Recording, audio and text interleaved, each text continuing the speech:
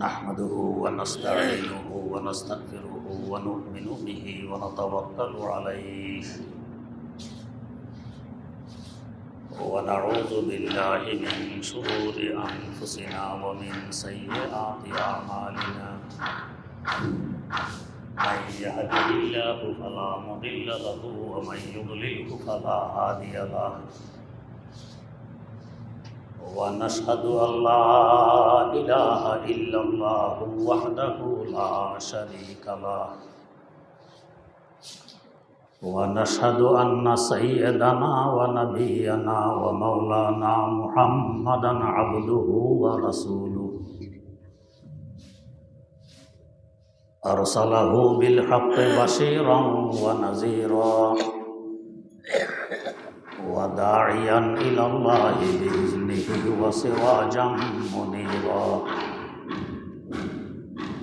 صلى الله تعالى عليه وعلى آله وأصحابه وسلم تسليما كثيرا كثيرا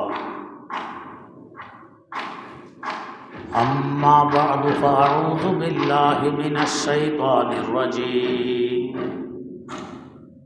بسم الله الرحمن الرحيم وننزل من القرآن ما هو شفاء ورحمة للمؤمنين صدق الله مولانا العظيم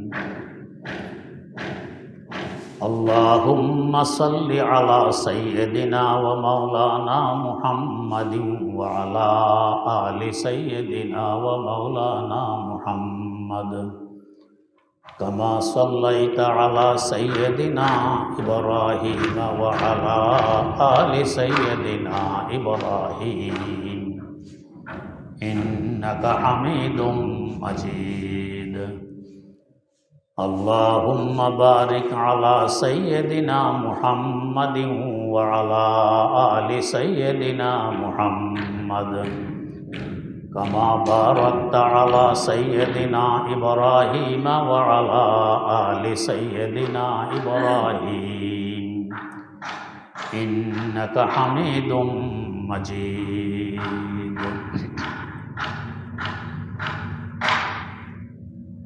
রমজানুল মুবারক বছরের শ্রেষ্ঠতম ফজিলতপূর্ণ মাস। এর থেকে উত্তম মাস আরেকটি নেই। এই মাসেই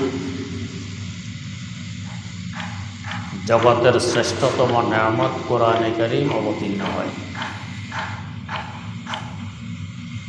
এই মাসেই শ্রেষ্ঠতম রাত, যাকে শবে কদর বলা হয়, এই মাসে অধিকাংশ সময় পাওয়া যায়।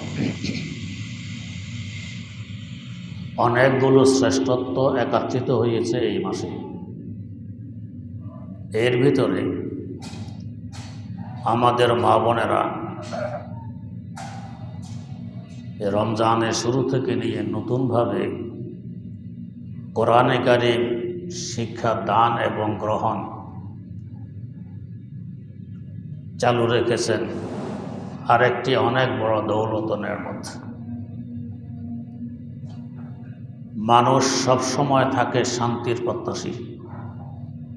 আমি শান্তিতে থাকি, সুখে থাকি, এটাই মানুষের কামিয়াবি ও সফলতা। ইহ পরকাল উভয়কালে শান্তিতে থাকাই মানুষের সফলতা। আল্লাহ পাকও বলেছেন জালিকাল ফাউজুল কবীর, এটা অনেক বড় সফলতা। শান্তি কোথায়? শান্তি হলো দৈহিক এবং আত্মিক সুস্থতার মধ্যে নিহিত। দেহ যদি অসুস্থ থাকে শান্তি লাগে না, কষ্ট লাগে, অশান্তি আর অশান্তি। তেমনিভাবে আত্মাও যদি অসুস্থ থাকে, এটা আরও বড় অশান্তি। শান্তির মূল সম্পর্ক শুধু দেহের সাথে নয়, বরং বেশি সম্পর্ক আত্মার সাথে। আত্মা যত বেশি সুখ শান্তি উপভোগ করবে, দেহ তত বেশি সুখ শান্তি উপভোগ করবে। দেহের শান্তি অশান্তি আত্মার তাবে, আত্মার আনুগত্যশীল। অনেক সময় দেখা যায় বাহ্যিক দৃষ্টিতে দেহ অশান্তিতে আছে, কিন্তু আত্মা পূর্ণ শান্তিতে। দেহের অশান্তি অশান্তি অনুভব হয় না, আত্মার শান্তির কারণে মনে হয় দেহ শান্তিতেই আছে। যেমন আল্লাহর খলিল সৈয়দনা হযরত ইব্রাহিম আলা নবিয়িনা ওয়া আলাইহিস সালাতু ওয়াস সালাম, কমবখ্ত নমরুদ তাকে আগুনে নিক্ষেপ করে। দৈহিকভাবে এটা কত বড় অশান্তি, কিন্তু তার আত্মার সংযোগ ছিল শান্তির মূল কেন্দ্র আল্লাহ রাব্বুল আলামিনের সাথে, যার দরুন আগুনের অশান্তি তার কাছে অশান্তি মনে হয়নি, বরং আগুনের অশান্তিকে মনে হয়েছে গুলজার। তিনি যেন সুবাসে মুখরিত গোলাপ ফুলের বাগানের মধ্যে হিমেল হাওয়ায় আরাম করতেছেন, এমনই লাগত। কেন? এখানে আত্মা ছিল প্রশান্তিতে, ওই প্রশান্তির প্রভাব দেহের উপরও পড়েছে, দেহের অশান্তি অশান্তি মনে হয়নি, এটাও তখন পূর্ণ শান্তিতে পরিবর্তন হয়ে গেছে। একজন সাহাবী, ওনার পিঠে 20 ফোঁড়া উঠেছে। যাদের এ ধরনের ফোঁড়া উঠে তারা বোঝে কেমন কষ্ট। আজ থেকে প্রায় 1500 বছর আগের কথা। মেডিকেল সায়েন্স এ উন্নতি তখন লাভ করে, তেমন উপযোগী চিকিৎসা নাই বললেই চলত। এর মধ্যে ওনার পিঠের 20 ফোঁড়া। এই 20 ফোঁড়া দিন দিন বাড়তেছে, ব্যথা বাড়তেছে, যন্ত্রণা বাড়তেছে, বাড়তে বাড়তে এইভাবে 30 বছর অতিবাহিত হয়। এই 30 বছর তিনি বিছানায় পড়া, চলাফেরা করতে পারতেন না, উঠা বসা করতে পারতেন না। ওনার পায়খানা প্রস্রাব খাওয়া দাওয়া সব বিছানায়। এত কষ্টের ভিতরেও যদি কেউ সাক্ষাতে আসতো, মনে হতো তিনি রোগী নন, তিনি একেবারে সুস্থ, আশ্বাস বাশ্বাস প্রস্ফুটিত চেহারা নিয়ে সাক্ষাৎ করতেন।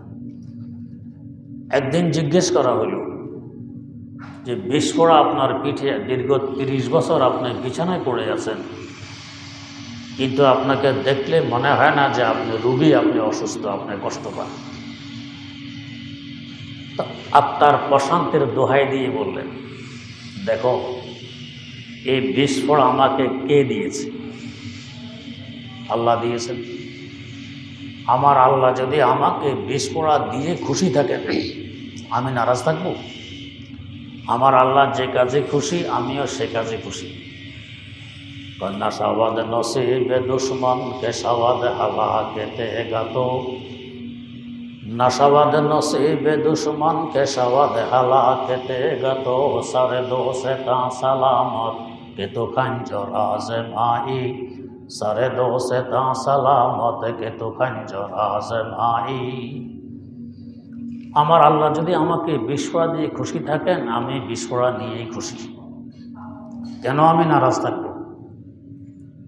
তার মানে আমার আত্মা পুরোপুরি আমার আল্লাহর আনুগত্যশীল, যার দরুন দৈহিক কষ্ট মনে হয় না। ওনাদের অবস্থা তখন ছিল গার জিন্দা কোনে আতা এতো গর্ব খুশি ফেদা এতো, গার জিন্দা কোনে আতা এতো গর্ব খুশি ফেদা এতো, দিল সদা মুবতালা এতো হরচে কোনে রেজা এতো। আল্লাহ যদি জিন্দা রাখেন আপনার অবদান, আর যদি মেরে ফেলুন আপনার জন্যই তো কোরবান। তার মানে আপনার চাহিদা আমার চাহিদা, আপনার খুশি আমার খুশি, আপনার নারাজি আমার নারাজি। আত্মা আপনাকে দিয়ে রেখেছি, অন্তর আপনাকে দিয়ে রেখেছি, আপনি যা করেন এতে আমার অন্তর সন্তুষ্ট। আত্মার প্রশান্তি আসল প্রশান্তি। আল্লাহ রাব্বুল আলামিন বলেন, ওয়ানুনাজ্জিলু মিনাল কুরআনি মা হুয়া শিফা, আমি কোরআনে অবতীর্ণ করেছি মানুষের জন্য শিফা, আরোগ্য। সুস্থতা শান্তির মূল চাবিকাঠি। দৈহিকভাবে আত্মিকভাবে উভয় প্রকারের শিফা আর আরোগ্য আমার কোরআনের ঈদ। কোরআনে কারীম এমনই এক মহাদৌলত। বরং আমরা তো দেখি কোরআনের তেলাওয়াত দ্বারা যাদের জবান তরুতাজা, কোরআনে আমল দ্বারা যাদের জীবন সুসজ্জিত, কোরআনের বাইরে তারা এক কদমও ফেলে না।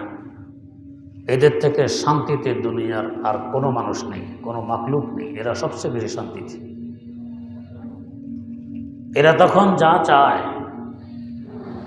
অন্তরে কোনো কিছুর ভাব জন্মানে আল্লাহ পাক ওইটাই করে দেন। হযরত শেখ আব্দুর রহমান জামি রাহিমাহুল্লাহ আজ থেকে প্রায় 750 বছর আগের একজন অনেক বড় বুজুর্গ, হযরত খাজা নাজমুদ্দিন সুগরা রহমতুল্লাহ আলাইহির খলিফা। সাধারণ কথা নয়। কোথাও যাচ্ছেন, সফর অবস্থায় রাত হয়ে গেছে। একবারে গিয়ে আওয়াজ দিলেন, বাড়ির মালিক বেরিয়ে আসলো। মালিক ছিল একজন কৃষক। বললেন, ভাই আমি মুসাফির মানুষ, আজ রাত কি তোমার এখানে থাকার ব্যবস্থা করা যাবে? এখন যেরকম রাস্তাঘাটে কিছু দূর পর পর হোটেল থাকার ব্যবস্থা, ওই যুগে এগুলো ছিল না। শত নয়, হাজার হাজার কিলোমিটার ব্যাপী খালি জায়গা, কোনো বসতি নেই, জনমানব শূন্য এলাকা। কিন্তু এই কৃষক বাড়ির মালিক লোকটি ছিল কৃপণ কৃষিবিদ। ভাবলো এই হুজুরকে জায়গা দিলে 4টা খেতেও তো দিতে হবে। নিষেধ করে দিল, না আমার এখানে থাকা যাবে না। হুজুর সামনে চলছেন। হুজুর ছিলেন গাধার পিঠে সাওয়ার। কৃষক হুজুরকে বিদায় দিয়ে ঘরে এসে দেখে তার স্ত্রীর প্রসব বেদনা। এমন বেদনা, এমন ব্যথা, মনে হয় আর বাঁচবেই না, মারাই যাবে। মনে পড়লো এক হুজুর তো একটু আগে এসেছিলেন, নিশ্চয় কোনো তাবিজ তুমান তো হুজুর জানেন, একটি তাবিজ নিয়ে এসি, হয়তো ব্যথা কমে যাবে, সহজে প্রসব হয়ে যাবে। দৌড়ে গিয়ে হুজুরকে ধরেছে, হুজুর আমার স্ত্রীর প্রসব ব্যথা, একটি তাবিজ চাই। তো হুজুর তো সুযোগ পেয়ে বললেন, একটি শর্ত পূরণ করতে পারলে তাবিজ দিতে পারি, নাহলে পারবো না। কী শর্ত? আমাকে থাকতে দিতে হবে। বুঝি হুজুর অসুবিধা নেই, থাকবেন খাবেন, সমস্যা নেই। আগে রাজি ছিল না, এখন স্বার্থ সামনে আসছে, এখন থাকবেন খাবেন, সমস্যা নেই। আমাদের অবস্থাটা কিছু এই ধরনের। হুজুরদের বিরোধিতা, হুজুর বিদ্বেষ, এভাবে আমরা থাকি। যখন থেকে পড়ে যে আর কোনো রাস্তা নেই, সব অন্ধকার, এখন দৌড়িয়ে আসি হুজুরের কাছে, হুজুর আমার দিয়ে বসে। যাই হোক, তো হুজুর শর্ত দিলেন, সেই শর্ত মেনেও নিল। হুজুর এক টুকরা কাগজে লিখলেন, মোরা জাসদ খরমরা নিজে জাসদ, মোরা জাসদ খরমরা নিজে জাসদ, জনে দেহকানে জায়াদ ইয়া না জায়াদ। ঠাট্টা করলেন, মস্কারি করলেন। আমার থাকার ব্যবস্থা হয়ে গেছে, আমার গাধারও থাকার ব্যবস্থা হয়ে গেছে, আলহামদুলিল্লাহ। কৃষকের স্ত্রীর প্রসব হোক আর না হোক, আমারটা হয়ে গেছে, বাস এটা লিখে দিলেন। ঠাট্টা করছেন। একটি প্রবাদ আছে, বুজুর্গোं की উল্টি भी सीधी होती है। বুজুর্গদের উল্টা কাজও সোজা হয়। আমরা মনে করি উল্টা, বাস্তবে সোজা হয়, আমরা বুঝি। এক বুজুর্গের কাছে কিছু লোকজন এসে বলতেছে, হুজুর মাছের দরকার, মাছ পাওয়া যাচ্ছে না, একটু দোয়া করেন যাতে মাছ পাওয়া যায়। জ্বালানছি, এই যে সামনে গাছ এটা আছে, গাছের ডালার মধ্যে জালটা মেলে দাও। হুজুর মাছের দরকার, গাছের ডালে জাল মেলে দিব। কয় দাও না। উপরে গাছের ডালে জাল মেলে দিল। একটু পরে বিশাল আকারের বন্যা। বস এখন জালের খোপে মাছ আর মাছ, বন্যার মাছ আটকা পড়ছে জালে, বন্যা সরে গেছে। তো প্রথম তো মনে হয়েছিল উল্টা, মাছের দরকার, জাল মেলে দিবে পানিতে, হুজুর বলে মেলে দেওয়া গাছা রাখায়, উল্টা না, পানির নিচে গাছা রাখা উপরে। কিন্তু বুজুর্গদের উল্টা ও সোজা হয়। তো প্রথম তো উল্টায় মনে হয়েছিল গাছা রাখা জাল মেলে দিতে বলে, কিন্তু পরে দেখা গেছে এইটাই সোজা, মাছ ওখানে ধরা পড়ছে। যাই হোক, উনি তো মজাক করলেন, আর কৃষক ভেবেছে হুজুর তাবিজ দিয়ে দিয়েছেন, বস ব্যবহার করলো, বাচ্চা প্রসব হয়ে গেল। এই 750 বছর যাবৎ পরীক্ষিত। প্রসব ব্যথা আরম্ভ হলে এই 2টি পংক্তি লিখে বাম উরুতে বেঁধে দিলে সহজে বাচ্চা খালাস হয়ে যায়। কেন? জবান কোরআনের তেলাওয়াত দ্বারা তরুতাজা, দেহ কোরআনের জিন্দিগি দ্বারা সুসজ্জিত। তাই যাই বলেন আল্লাহ পাক এটাই করে দেন। কেমন প্রশান্তি তাদের অন্তরে চিন্তা করুন, এটা কোরআনের বরকত। আমাদের মুরব্বীদের মুরব্বী ইমাম রব্বানী আবু হানিফা সানি আল্লামা রশিদ আহমদ গঙ্গুহি রাহেমাহুল্লাহ তাবিজ তুমান লিখতেন না, অভ্যাস নেই। যেমন আমিও লিখি না, অভ্যাস নেই, জানিও না। আজ 27 বছর আমার এখানে মানুষ জানে আমি তাবিজ লিখি না। এরপরে এসে বিরক্ত করে, হুজুর তাবিজ দেন। আমি তাবিজ তো জানি না, লিখি না। না দেন তো, না জানলে কি দিব। যাই হোক, তো হুজুরকে এক বেটা, হুজুর তাবিজ চাই, বলছেন বা আমি তাবিজ জানি না, লিখি না, এটা আমার অভ্যাস নেই। না, দিতে হবে। যত নিষেধ করে শুনবে না, দিতে হবে। কারণ হুজুর দেখে লোক তো পিছা ছাড়তেছে না, বিরক্ত করতেছে, জাম তো ছড়ানো দরকার। এক টুকরা কাগজ নিয়ে লিখলেন, ইলাহি মাই জানতা নেহি তেরা বান্দা মানতা নেহি। আল্লাহ আমি জানি না, তোমার বান্দা মানে না। বস এটা লিখে দিয়ে দিছে এর হাতে। ইলাহি মাই জানতা নেহি তেরা বান্দা মানতা নেহি। আল্লাহ আমি জানি না, তোমার বান্দা মানে না। ও মনে করেছে হুজুরের তাবিজ লিখে দিয়েছে, নিয়ে ব্যবহার করেছে, সুস্থ হয়ে গেছে, আরোগ্য হয়ে গেছে। তো বুজুর্গানে দিনের হাসি মজাক এটাও কাজে লেগে যায়। এই অবস্থা কেন? কোরআনের তেলাওয়াত দ্বারা জবান তরুতাজা, জবান দিয়ে যা বের হয় তার প্রভাব পড়ে, আসর পড়ে। কোরআনের জিন্দিগি দ্বারা জীবন সুসজ্জিত, এই জীবন দিয়ে যা বের হয় প্রভাব পড়ে, আসর পড়ে। দৈহিক শিক্ষা। তেমনিভাবে বুখারী শরীফে আছে হাদিসে লাদিক হিসাবে মশহুর একটি হাদিস, হাদিসে লাদিক। সাহাবায়ে কেরামের এক জমাত কোথাও যাচ্ছেন, পথিমধ্যে গ্রামের মাতব্বরকে সাপে কামড় দেয়। এখন বেচারা মারা যায় অবস্থা। এরা দেখলো যে হুজুর কিসিমের কিছু লোকজন তো এখান দিয়ে যাচ্ছে, দৌড়িয়ে এসে ধরছে, হুজুর আমাদের মাতব্বরকে সাপে কাটছে, তাবিজ চাই। একজন সাহাবী এসে সূরায়ে ফাতিহা 7 বার পড়ে যেখানে সাপ কামড় দিয়েছিল, দংশন করেছে, সেখানে ফুঁক দিয়ে দিয়েছে।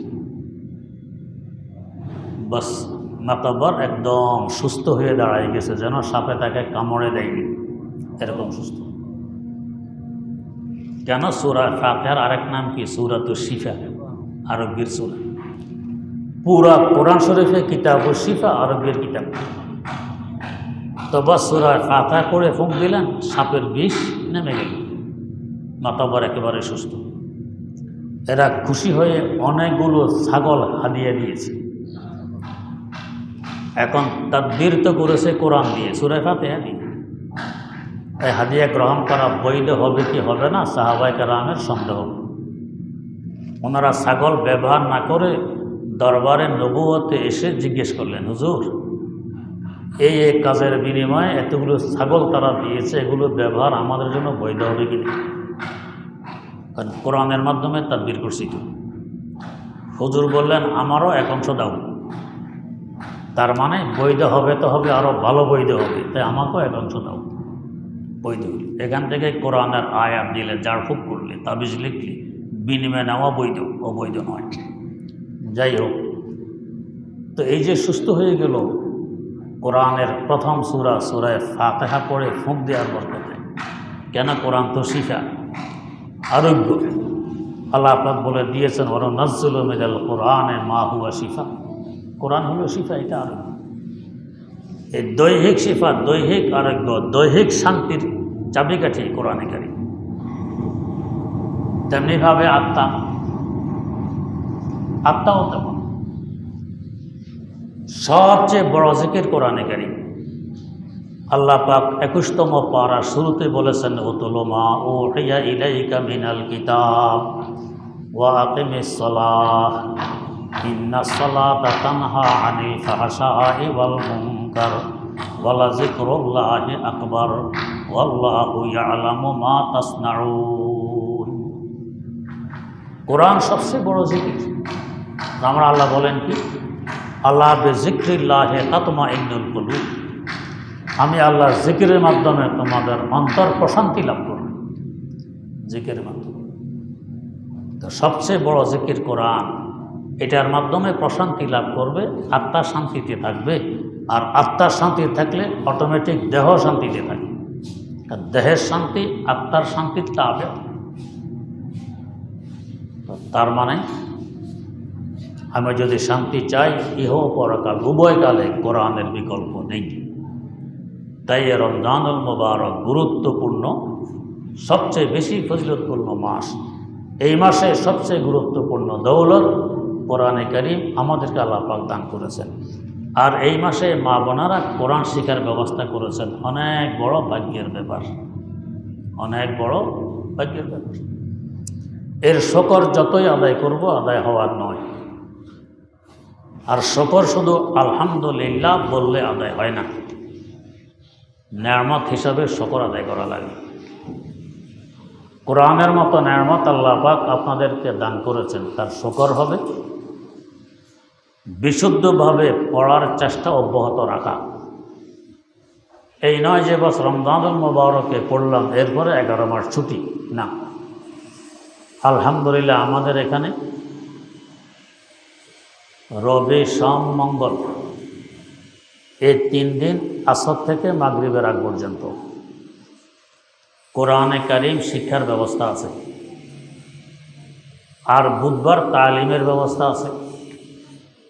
আলহামদুলিল্লাহ এর বরকত মা বোনেরা নিজেরাই সচক্ষে দেখতেছেন।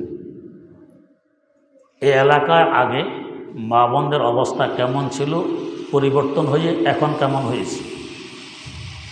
পর্দা খুশিদা কেমন ছিল, এখন কেমন হয়েছে। বোরকা নেকাব হিজাবের প্রচলন আগে কেমন ছিল, এখন কেমন হয়েছে। এলাকায় শান্তি অশান্তি আগে কেমন ছিল, এখন কেমন হয়েছে। আমি যখন প্রথমে এলাকায় আসি 98 সনে, একটু সন্ধ্যা হয়ে গেছে, গুলিস্তান থেকে বেবিতে আসবে মিরপুরে, বেবিওয়ালারা আসবে না। আমি তো বুঝতাম না কেন এরা আসে না। যাকে জিজ্ঞাসা করি মিরপুরে, না যাব না। পরে জানলাম যে এখানে প্যাসেঞ্জার নিয়ে এসে নামায় দিয়ে টাকা নিয়ে ফেরত যেতে পারে না, সব ছিনতাই হয়ে যায়। এই অবস্থা ছিল। কিন্তু এখন রাতের 1টা 2টা 3টা 4টা আসেন, কোনো বাধা নিষেধ নেই। এগুলো যারা বুঝবে না তো বুঝবে না, যারা বোঝে এগুলো সব কোরআনের বরকত, মাদ্রাসার বরকত, দ্বীনি শিক্ষার বরকত। এই বরকতে আলহামদুলিল্লাহ এলাকা অন্যরকম রূপ ধারণ করছে, শান্তির বাতাস এখন বয়ে চলছে। কিন্তু দিনের আলো দিয়ে অসংখ্য মানুষ, অসংখ্য মাখলুক উপকৃত হয়। আর পেশা সূর্যের দুশ্মন। সূর্য ওঠার থেকে নিজের চোখ বন্ধ করে ডুবা পর্যন্ত চোখ খোলে না। সূর্যের দুশ্মনকে এটা আমি দেখবই, এটাকে সে মনে করে ক্ষতিকর। অসংখ্য মাখলুক, অসংখ্য মানুষ এটাকে উপকার মনে করে। সূর্য বিশাল একটা এনার্জি নিয়ে উদিত হয়, এনার্জি নিয়ে আবার ডুবে যায়, উপকৃত হয়। কিন্তু ফেঁসা এটাকে ক্ষতিকর মনে করে, চোখে খোলে না, সে চোখ বন্ধ। মানুষে এমন আছে। কোরআনের আলো দ্বারা অসংখ্য মানুষ উপকৃত হয়। কিছু আছে পেশা মার্কা, এই কোরআন দ্বারের কাছে আসবে না, উল্টা বিরুদ্ধাচারণ করে, মাদ্রাসার বিরুদ্ধে, মসজিদের বিরুদ্ধে, হুজুরদের বিরুদ্ধে। এরা হলো পেশা মার্কা, এরা এটাকে ক্ষতিকর মনে করে। যার কারণে তার অবাল তার উপরে এসে পড়ে। সূর্যের আলো যেরকম পেশা দেখতে পায় না, উপকৃত হইতে পারে না, চোখ বন্ধ রাখে। কোরআনের নূর দ্বারা পেশা মার্কা মানুষগুলো উপকৃত হইতে পারে না। এরা কোরআন থেকে দূরে থাকে, মাহরুম আর বঞ্চিত থাকে। আল্লাহ সহি বুঝার তৌফিক দান করুন।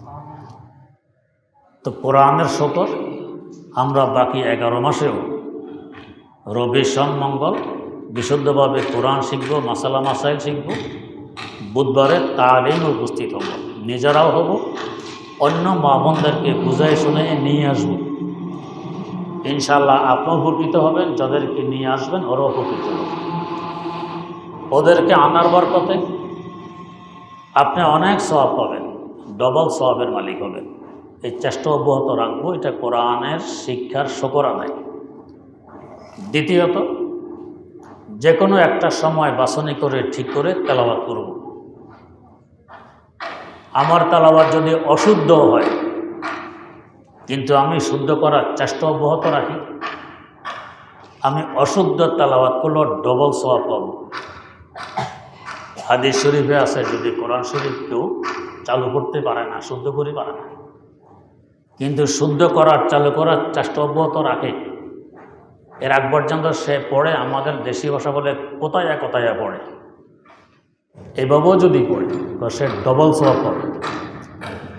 আর যদি বিশুদ্ধ করার চেষ্টা বন্ধ করে দেয়, এখন ভুল তেলাওয়াত করলে গুনাহ হবে, তার জন্য তেলাওয়াত করা বৈধ নয়, গুনাহের কাজ। আর চেষ্টা অব্যাহত রাখা অবস্থা ভুল তেলাওয়াত করলেও ডবল সওয়াব। তো অন্তত দিনে একবার একটা সময় নির্ধারণ করে ওই সময় আমি তেলাওয়াত অব্যাহত রাখব। 3 নম্বর শকর, যারা দ্বীন শরীয়ত বোঝে এবং জানে তাদেরকে জিজ্ঞেস করে করে কোরআন অনুযায়ী জীবন গড়ে তোলার চেষ্টা করব। 4 নম্বর শকর, কোরআন অনুযায়ী আমার ঘরের পরিবেশ তৈরি করার চেষ্টা করব, সৃষ্টি করার চেষ্টা করব। এই নয় যে এখানে এসে কোরআন শরীফ, ঘরে গিয়ে টেলিভিশন, ঘরে গিয়ে অশ্লীল ছবি, এখানে এসে কোরআন শরীফ, বাইরে গিয়ে উচ্ছৃঙ্খল পর্দা খুশিদা নেই, এগানা বেগানা সবার সাথে দেখা সাক্ষাৎ কথাবার্তা। ইন্না লিল্লাহি ওয়া ইন্না ইলাইহি রাজিউন। এটা মুসলমানের শান নয়, কোরআনের ছাত্র ছাত্রীদের শান নয়। এভাবে যদি আমি কোরআনের শকর আদায় করি, ইনশাআল্লাহ আমার আল্লাহর ওয়াদা, লা ইন শাকারতুম লা আযীদান্নাকুম ওয়া লা ইন কাফারতুম ইন্না আযাবি লাশাদীদ। আমার নেয়ামতের শকর আদায় করলে, কৃতজ্ঞতা প্রকাশ করলে আমি সন্দেহাতীতভাবে নেয়ামত আরও বাড়াইয়ে দিই। আর যদি অকৃতজ্ঞ হও তাহলে মনে রাখবে আমার শাস্তি বড় কঠোর। বুজুর্গান দিন বলেন, শুকরে নেয়ামত নেয়ামত আফজু মে গুনাহ, শুকরে নেয়ামত নেয়ামত আফজু মে গুনাহ, কুফরে নেয়ামত আসকাফা দেবে রুকুনাহ। নেয়ামতের অকৃতজ্ঞ হলে আল্লাহ পাক নেয়ামত ছিনিয়ে নিয়ে যান, এরপরে কঠোর শাস্তির ব্যবস্থা, বড় ভয়াবহ অবস্থা। তাই এই কোরআনের শকর আদায় করি, চেষ্টা অব্যাহত রাখি পুরো বছর। আল্লাহ রাব্বুল আলামিন তৌফিক দান করুন। চিন্তা করুন, আপনাদেরকে আল্লাহ পাক বাছনি করে কোরআনের ছাত্রী হওয়ার তৌফিক দিয়েছেন। বর্তমান বিশ্বে 350 কোটিরও বেশি হলো মহিলা। আমাদের দেশে গত আদমশুমারিতে 16 লক্ষ মহিলা সংখ্যা বেশি পুরুষ থেকে। এই দেশে যত পুরুষ আছে তার থেকে মহিলা 16 লক্ষ বেশি আমাদের দেশে। আর পুরা পৃথিবীতে মহিলার সংখ্যা পুরুষ থেকে অনেক বেশি। এই 350 কোটিরও বেশি মহিলার মধ্যে মুসলমান কয়জন? কয়েক লাখ হবে। এই কয়েক লাখের মধ্যে কোরআন শরীফ শিখার ভাগ্য পেয়েছে কয়জন? এদের মধ্যে বিশুদ্ধভাবে পড়তে পারে কয়জন? এত বাছনির পরে আপনারা টিকেছেন। চিন্তা করুন তো, আল্লাহ পাক আপনাদেরকে কি পরিমাণ ভালোবাসেন। আল্লাহ পাক চান যে জগতের শ্রেষ্ঠতম দৌলত আল্লাহ আপনাদেরকে দান করুক, তাই তো এখানে নিয়ে এসেছেন। হাদিস শরীফে আছে, মাল্লাম ইয়াতাগান্না বিল কোরআন ফালাইসা মিন্নাত। এটা 2 রকম অর্থ হইতে পারে। এক অর্থ তোর যে কোরআনকে সুন্দর আওয়াজে সুন্দরভাবে না পড়ে, উল্টাপাল্টা পড়ে, সে আমার উম্মত নয়। এটা তাগান্নি থেকে। আরেক অর্থ জ্ঞানা থেকে, জ্ঞানা মানে ধনী, কোরআনের মতো দৌলত, কোরআনের মতো সম্পদ পাওয়ার পরেও যে নিজকে নিজে ধনী মনে না করে, অমুখাপেক্ষী মনে না করে, তো সে আমার উম্মত নয়। এত বড় দৌলত আল্লাহ পাক আপনাদেরকে দেওয়ার জন্য কত বাছনির পর নিয়ে এসেছেন মাদ্রাসায়। কত বড় ভাগ্যবান আপনারা।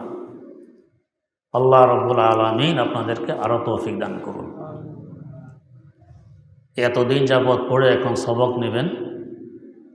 কোরআন শরীফটি হাতে নিয়ে প্রথম পৃষ্ঠা খুলুন, সূরা ফাতিহা খুলুন। এরপর আমি যা বলবো আমার সাথে সাথে আপনারাও তা বলুন। রব্বি জিদনি ইলমা, রব্বি জিদনি ইলমা, রব্বি জিদনি ইলমা,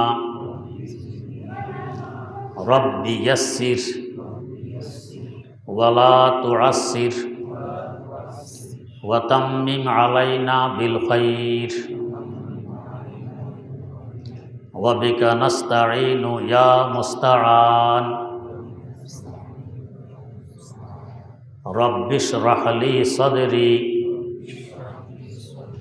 ওয়া ইয়াসসির লি আমরি ওয়াহলুল উকদাতাম মিন লিসানি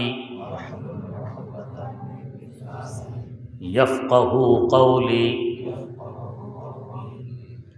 আউযু বিল্লাহি মিনাশ শাইতানির রাজীম। বিসমিল্লাহির রহমানির রহিম। আলহামদুলিল্লাহি রাব্বিল আলামিন। আর রহমানির রহিম। মালিক ইয়াউমিদ্দিন। ইয়্যাকা না'বুদু ওয়া ইয়্যাকা নাস্তাঈন।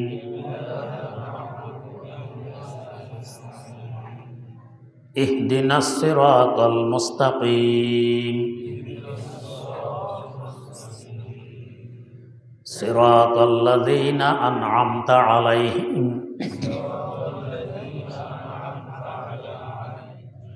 গায়রিল মাগদুবি আলাইহিম ওয়ালাদ-দাল্লিন।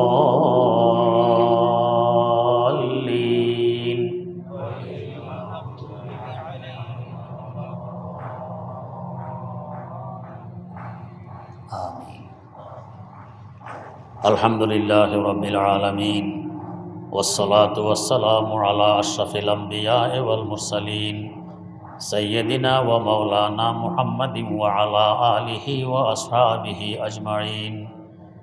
রব্বানা আতিনা ফিদ দুনিয়া হাসানাতাও ওয়া ফিল আখিরাতি হাসানাতাও ওয়া কিনা আযাবান নার। রব্বানা হাব লানা মিন আজওয়াজিনা ওয়া যুররিয়্যাতিনা কুররাতা আ'য়ুন ওয়াজআলনা লিল মুত্তাকিনা ইমামা। রব্বি ইজআলনি মুকিমাস সালাতি ওয়া মিন যুররিয়্যাতি রব্বানা ওয়া তাকাব্বাল দুআ। রব্বানা ইগফির লি ওয়া লিওয়ালিদাইয়া ওয়া লিল মুমিনিনা ইয়াওমা ইয়াকুমুল হিসাব। রব্বানা ইসরিফ আন্না আযাবা জাহান্নাম ইন্না আযাবাহা কানা গরামা। রব্বিরহামহুমা কামা রব্বায়ানি সগীরা। রব্বিরহামহুমা কামা রব্বায়ানি সগীরা। রব্বিরহামহুমা কামা রব্বায়ানি সগীরা। আল্লাহুম্মা লা তাদা লানা যামবান ইল্লা গফারতা ওয়ালা হাম্মান ইল্লা ফাররাজতা ওয়ালা দাইনান ইল্লা কাযাইতা ওয়ালা মারিদান ইল্লা শাফাইতা ওয়ালা হাজাতাম মিন হাওয়াইজিদ দুনিয়া ওয়াল আখিরাতি ইল্লা কাযাইতাহা ইয়া আরহামার রাহিমিন। আল্লাহুম্মা আ'ইন্না আলা যিকরিকা ওয়া শুকরিকা ওয়া হুসনি ইবাদাতিক ওয়া আলা তিলাওয়াতি কালামিক আনা আল-লাইলি ওয়া আতরাফান নাহার ওয়াজআলহু লানা ইমামান ওয়া নূরান ওয়া হুজ্জাতান ইয়া রাব্বাল আলামিন। রব্বুল আলামিন কতগুলো অপরাধী বান্দাবান্দি বুক ভরা আশা নিয়ে কাঙ্গালের ন্যায় রমজানুল মুবারকে তোমার শাহী দরবারে হাত পেতেছি মাওলাই কারিম, কারো হাতকে তুমি খালি ফিরে দিও না। আয় আল্লাহ, জিন্দেগির সমস্ত গুনাহ খাতাগুলো ক্ষমা করে দাও। ভবিষ্যতে সর্বকার গুনাহ খাতা, অন্যায় অপরাধ এবং নাফরমানি থেকে হেফাজত ফরমাও। যেভাবে চললে বললে এবং করলে তুমি খুশি হও, আমাদেরকে সেভাবে চলার, বলার এবং করার তৌফিক দান ফরমাও। আয় আল্লাহ, তোমার কোরআনের ছাত্রছাত্রী হিসাবে আমাদেরকে শেষ নিঃশ্বাস ত্যাগ করা পর্যন্ত কবুল করে নাও। আয় আল্লাহ, দুনিয়া থেকে আখেরি শ্বাস ত্যাগ করার আগ পর্যন্ত ইখলাসের সাথে দ্বীনি খেদমত এবং ইলমি খেদমতে আমাদেরকে নিয়োজিত রাখো।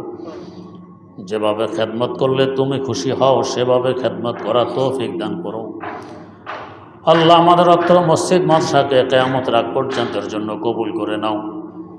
এর প্রতিষ্ঠানকে দ্বীনি একটি মজবুত কিল্লা হিসাবে কবুল ফরমাও। এখান থেকে হেদায়েতের নূর, এলেমের জ্যোতি দুনিয়ার আনাসে কানাসে ছড়িয়ে দাও। আয় আল্লাহ, মেহেরবানি করে আমাদেরকে তোমার বানায় নাও, তুমি আমাদের হয়ে যাও। কদমে কদমে দস্তগিরি ফরমাও। সর্বপ্রকার বিপদ আপদ থেকে হেফাজত করো। আয় আল্লাহ, হিংসুটের হিংসা, দুশ্মনের দুশ্মনী, অনিষ্টকারের অনিষ্ট, শত্রুর শত্রুতামি, চাঁদাবাজের চাঁদাবাজি, মস্তানের মস্তানি থেকে আমাদের হেফাজত ফরমাও। চোরের চুরি, ডাকাতের ডাকাতি থেকে হেফাজত ফরমাও। আয় আল্লাহ, যে সমস্ত মা বোনেরা আর কোরআনে কারিমের সবক নিয়েছে, অতি সহজে বিশুদ্ধভাবে কোরআন পড়ার তৌফিক তাদেরকে দান করো। কোরআনের জীবন গড়ে তোলার তৌফিক দাও। আয় আল্লাহ, তাদের পরিবার পরিজনকে দিনমুখী বানায় দাও, আখিরাতমুখী বানায় দাও, আরশে মুআল্লামুখী বানায় দাও, জান্নাতমুখী বানায় দাও। আয় আল্লাহ, আমাদের সকলকে সুস্থতার সাথে বরকতময় জীবন নসিব ফরমাও। মনের সকল জায়েজ আশা আকাঙ্ক্ষাগুলোকে পূরণ করে দাও। আয় আল্লাহ, তোমার লক্ষ লক্ষ বান্দা ওমরা করেছে এবং ওমরা করতেছে, কেউ করবে, সকলের ওমরাকে তুমি কবুল করে নাও। পেছনে যারা হজ করেছে, সামনে করবে, সকলের হজকে কবুল ফরমাও। আয় আল্লাহ, আমাদেরকে বারবার তোমার হারামাইন শরীফাইনের মকবুল জিয়ারত নসিব ফরমাও। মাওলাই কারীম, আজ সারা দুনিয়াতে কোরআনের কত ছাত্রছাত্রী, সকলকে তুমি কামিয়াব ফরমাও, তালেবুল ইলম হিসাবে কবুল করে নাও। আয় আল্লাহ, মেহেরবানি করে বিনা হিসাবে জান্নাতুল ফেরদাউসের মালিক বানিয়ে দাও। আয় আল্লাহ, জীবনের সকল নেক দোয়াগুলোকে কবুল করে নাও। প্রত্যেকটি মুসলিম দাম্পত্য জীবনকে সুখময় বানিয়ে দাও। স্বামীদের অন্তরে স্ত্রীদের মহব্বত, স্ত্রীদের দিলে স্বামীদের ভালোবাসা পয়দা করে দাও। একে অপরের হক বুঝার এবং সে হক আদায় করার তৌফিক দান করো। আয় আল্লাহ, আমাদেরকে সুসন্তান নসিব ফরমাও। আমাদের সন্তানদেরকে এমন বানিয়ে দাও যাদের কল্পনা করলে অন্তর জুড়ায়, যাদের দিকে তাকাইলে চক্ষু শীতল হয়।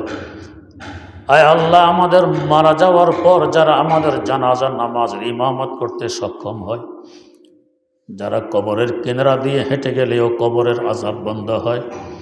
আয় আল্লাহ, যাদের চেহারার দিকে তাকাইলে তুমি খোদার কথা মনে হয়, এমন সন্তানাদি আমাদেরকে নসিব ফরমাও। আমাদের সন্তানদের জেহেন জাগাওয়াত খুলে দাও, স্মরণ শক্তি বাড়াইয়ে দাও, আলেমে হক্কানি রব্বানি বানিয়ে দাও। তোমার বান্দাদের জন্য হাদি কওম হিসাবে কবুল করে নাও। তোমার দ্বীনের মুখলিস ও সচ্চা খাদেম হিসাবে মকবুল ফরমাও। আল্লাহ, সর্বপ্রকার বিপদ আপদ থেকে আমাদের নতুন প্রজন্মকে হেফাজত ফরমাও। আমাদের বংশকে কিয়ামত পর্যন্তের জন্য জারি ফরমাও।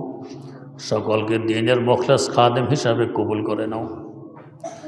আয় আল্লাহ, সারা দুনিয়ার মুসলমানদের হেফাজত ফরমাও। বিশেষ করে ফিলিস্তিনের মজলুম মুসলমানদের হেফাজত ফরমাও। জালেম কাফেরদেরকে হেদায়েত দান করো। হেদায়েত কপালে না থাকলে হালাক ও বরবাদ করে দাও। আল্লাহ, দুনিয়ার জালেমদেরকে শায়েস্তা করো, মজলুমদের হেদায়েত ফরমাও। ভারতের মুসলমানদেরকে আল্লাহ হেফাজত ফরমাও। পৃথিবীর যে কোনো খিত্তায়, যে কোনো জায়গায় মুসলমান অসুবিধায় আছে, আল্লাহ সকল সমস্যা মেহেরবানি করে দূর করে দাও। মজলুম মুসলমানদের সহযোগী হিসাবে সারা দুনিয়ার মুসলমানদেরকে তুমি মেহেরবানি করে সহি বুঝদান ফরমাও। মুসলমানদেরকে এক এবং ন্যাক বানিয়ে দাও। আয় আল্লাহ মেহেরবানি করে জীবনের সকল নেক দোয়াগুলোকে কবুল করে নাও।